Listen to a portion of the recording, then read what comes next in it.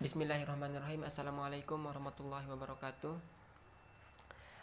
Raditu billahi rabba wa bil islami dina wa bi Muhammadin nabiyya wa rasulah. Pertama-tama marilah kita panjatkan puja beserta puji syukur kita kehadirat Allah Subhanahu wa taala yang telah memberikan kepada kita nikmat kesempatan sehingga pada kesempatan kali ini kita bisa sama-sama saling melaksanakan kewajiban kita sebagai mahasiswa, yaitu untuk mengerjakan tugas-tugas yang diberikan oleh dosen. Kedua kalinya sholawat beserta salam atas junjungan alam Nabi besar Muhammad Sallallahu Alaihi Wasallam yang telah membawa agama Islam ini dari zaman kejahiliaan menuju zaman keislaman seperti yang kita rasakan pada saat ini. Baik, pada kesempatan kali ini saya ingin mempresentasikan terkait mengapa, apa, dan kapan guru melakukan penilaian. Yang pertama, mengapa guru melaksanakan penilaian?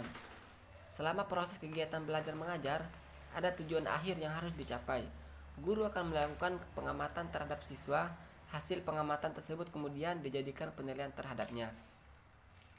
Penilaian dan pengamatan tersebut juga bisa dijadikan bahan evaluasi. Penilaian ini digunakan untuk meningkatkan kualitas pembelajaran dan motivasi peserta didik dalam belajar di sekolah.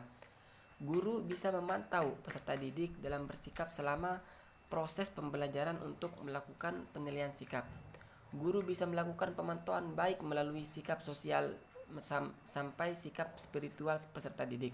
Diharapkan peserta didik akan terbiasa berperilaku baik dan bersikap positif supaya dapat melekat dalam diri mereka. Maka dari itu dibutuhkan pemantauan dan pembinaan secara terus-menerus. Jadi mengapa guru itu selalu melaksanakan penilaian? Mengapa demikian? Dari penjelasan dari PowerPoint ini menjelaskan bahwasannya seorang guru itu harus melakukan penilaian dikarenakan seorang guru juga harus memiliki kemampuan agar mereka juga tahu sebagaimana kemampuan yang dimiliki peserta didik itu sendiri. Kemudian yang kedua adalah apakah guru melakukan penilaian?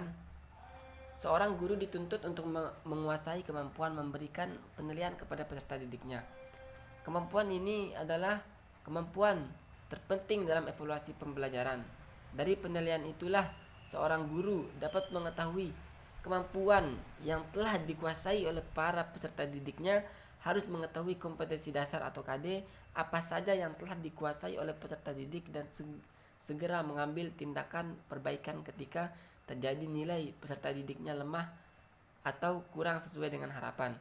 Dari penilaian yang dilakukan oleh guru itulah guru melakukan perenungan diri dari apa yang telah dilakukan. Setiap siswa adalah juara dan guru harus mampu mengantarkan peserta didiknya menjadi seorang juara di bidangnya.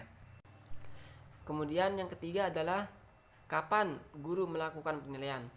Dalam dunia pendidikan, penilaian sangat penting dilakukan setelah menjalani proses pembelajaran. Penilaian juga bertujuan untuk mengetahui sejauh mana peserta didik dapat memahami materi yang sudah dijelaskan selama proses pembelajaran. Hasil penilaian tersebut dijadikan evaluasi guru untuk meningkatkan kemampuan anak atau peserta didik sehingga siswa dapat memenuhi standar kompetensi lulusan atau standar kompetensi lulusan atau SKL. Merupakan standar kelulusan yang mencakup pengetahuan, sikap, dan keterampilan peserta didik. SKL juga dijadikan pedoman untuk menentukan kelulusan peserta didik dari satuan pendidikan. Sehingga dapat dikatakan jika penilaian itu sangat penting untuk mengevaluasi kemampuan anak agar mereka dapat memenuhi standar kompetensi lulusan.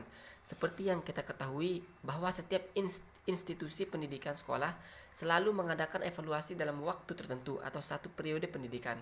Bahan evaluasi tersebut didapatkan dari penilaian terhadap hasil pembelajaran yang telah dicapai oleh peserta didik dan tenaga pendidikan.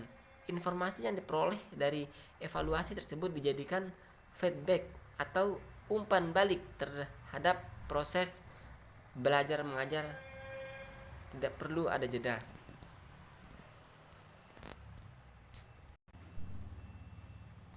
Kemudian yang kelima adalah hal yang boleh dilakukan saat melakukan penilaian pembelajaran.